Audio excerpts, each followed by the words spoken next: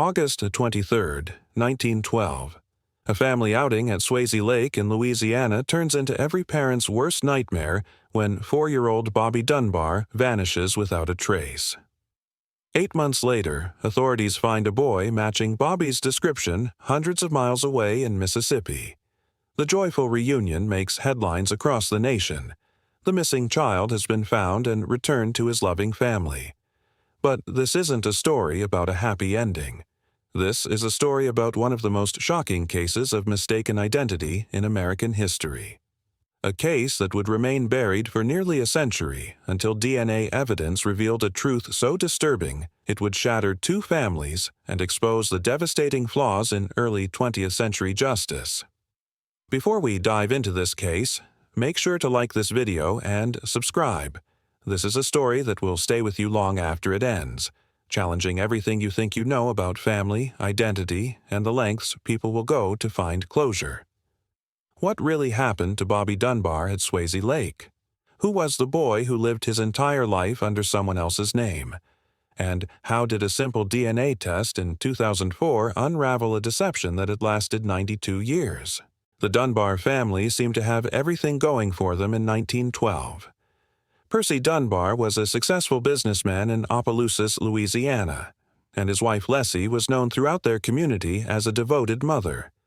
Their pride and joy was 4-year-old Bobby, a bright, energetic boy with distinctive features and several small scars and moles that made him easily recognizable to his family.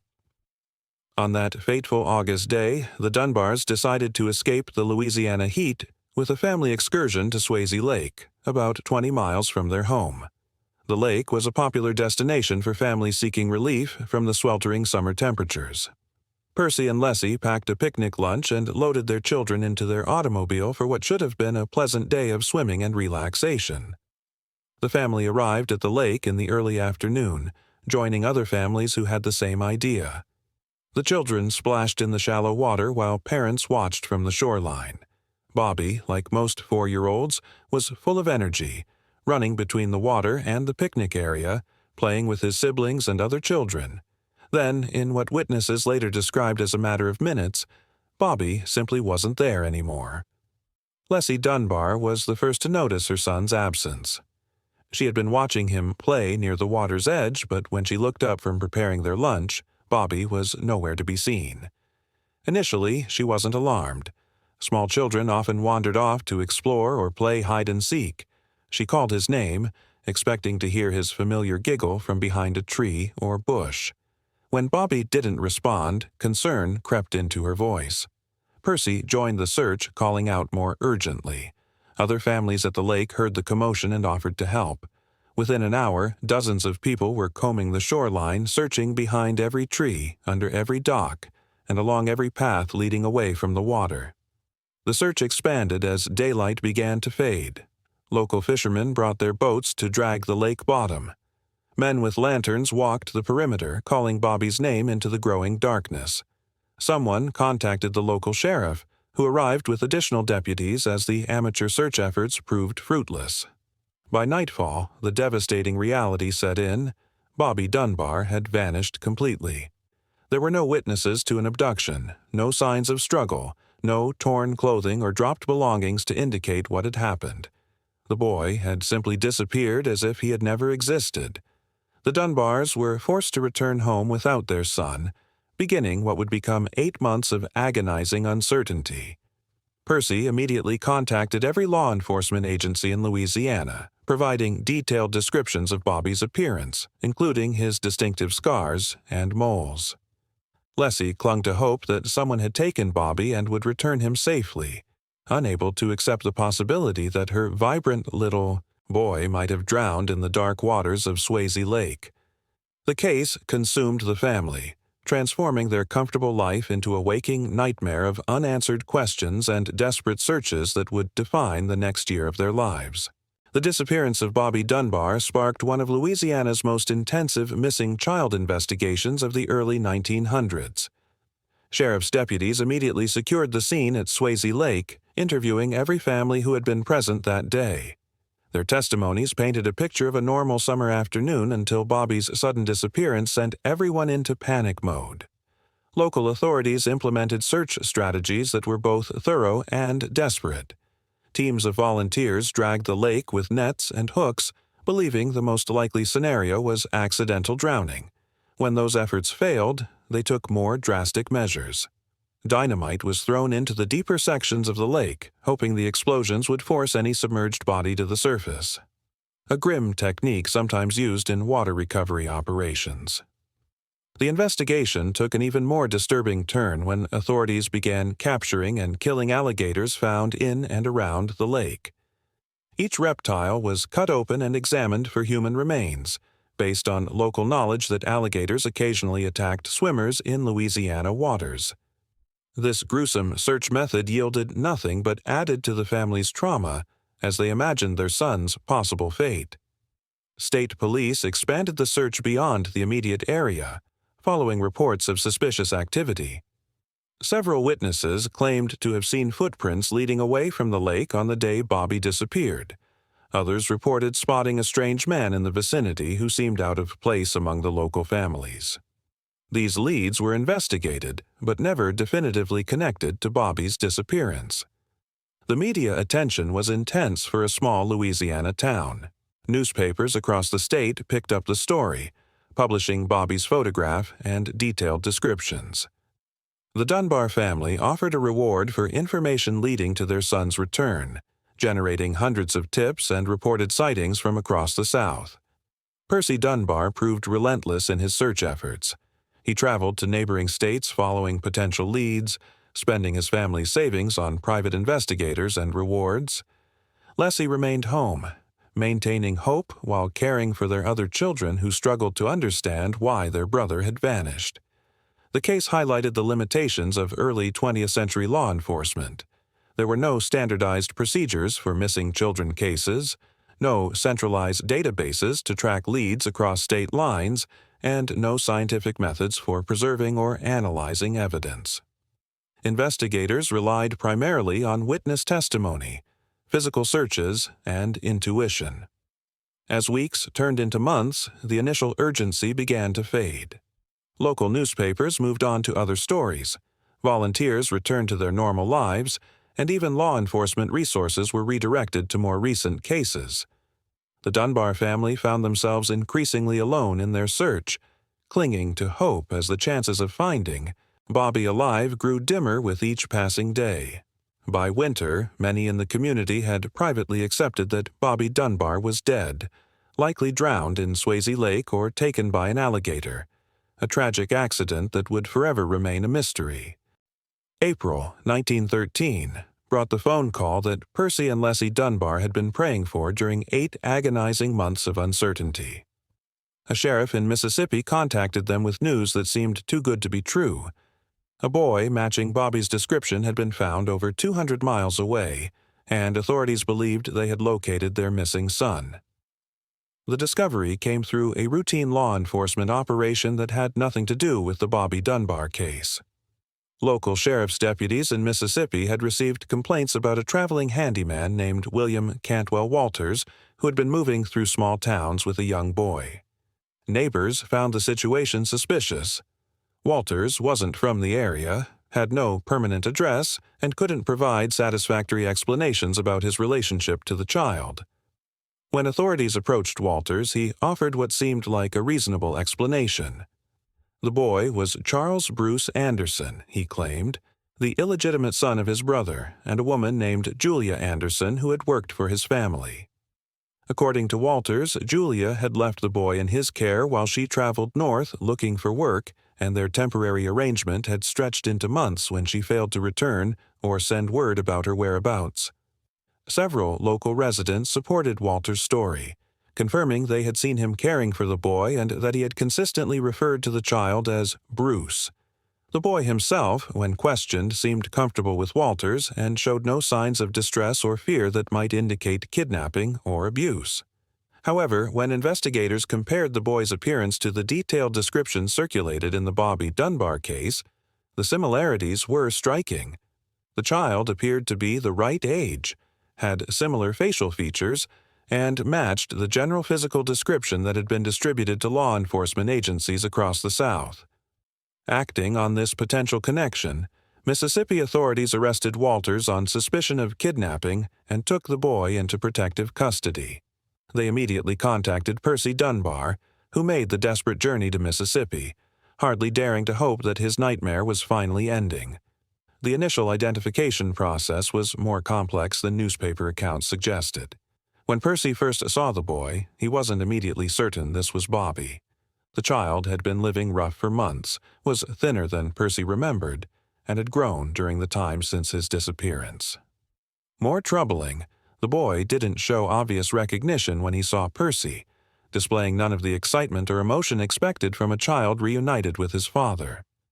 Despite these concerns, Percy noticed physical features that convinced him this was his son.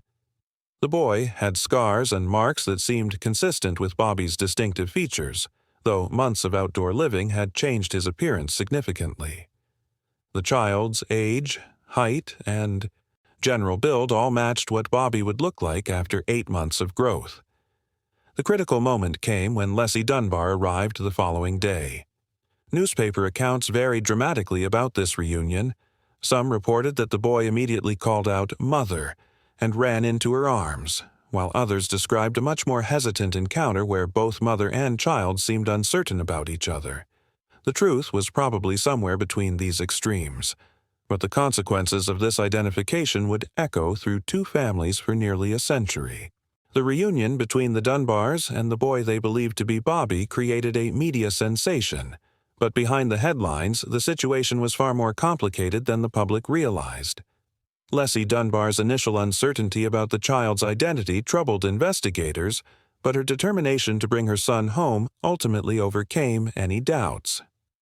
The pivotal moment came after the Dunbars took the boy home for the night. According to Leslie's later testimony, she bathed the child and discovered scars and moles on his body that she recognized as Bobby's distinctive markings. This physical evidence convinced her beyond doubt that this was her missing son, and she made a formal identification to authorities the next morning. However, the case took a dramatic turn when Julia Anderson herself appeared, traveling from North Carolina to claim the boy as her son, Bruce. Anderson's arrival created a legal and emotional crisis that would test the limits of early 20th century justice. She corroborated Walter's story completely, explaining that she had indeed left Bruce in his care while seeking employment, and that financial hardship had prevented her from returning sooner.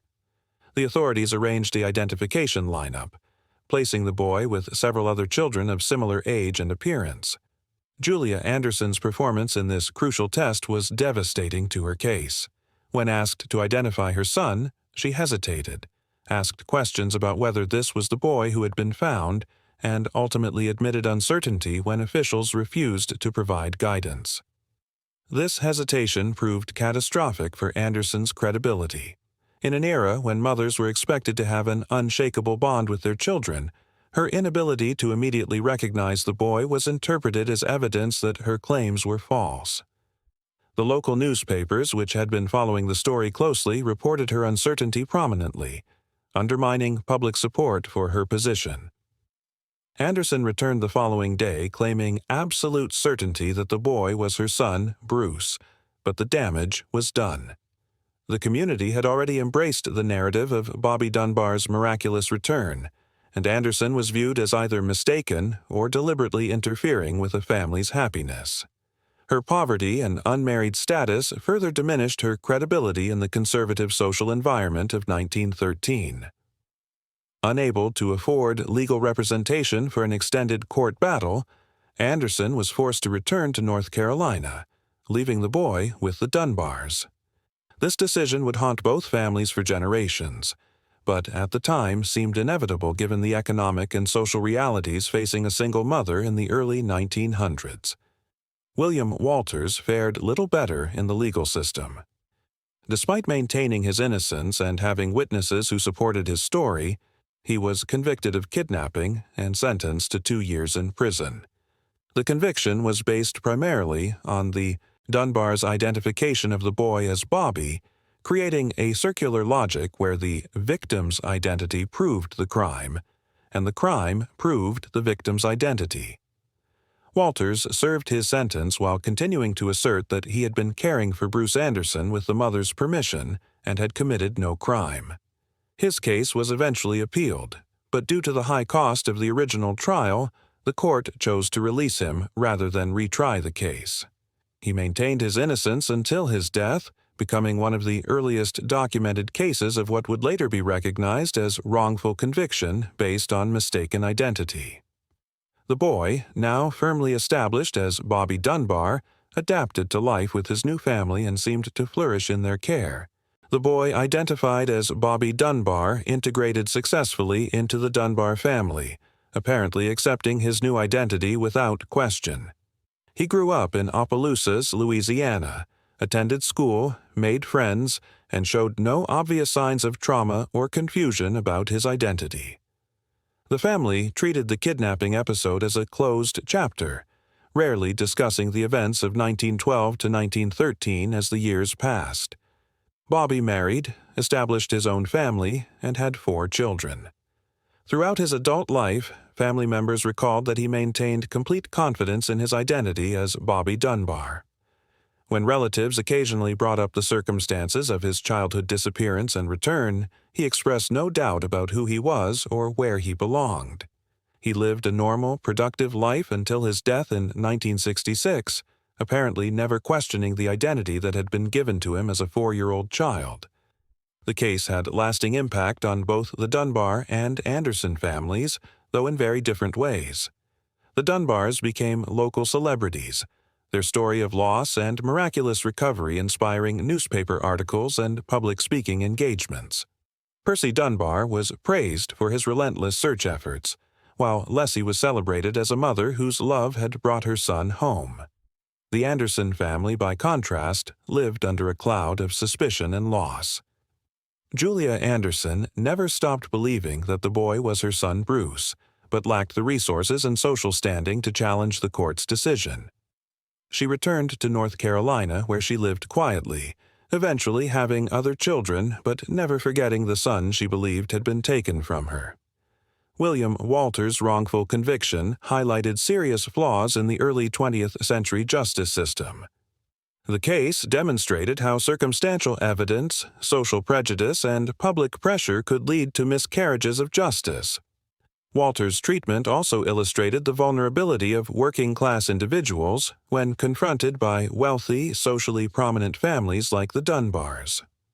The story might have remained a curious historical footnote about early missing children cases, but the development of DNA testing technology in the late 20th century created an opportunity to revisit the evidence with scientific precision.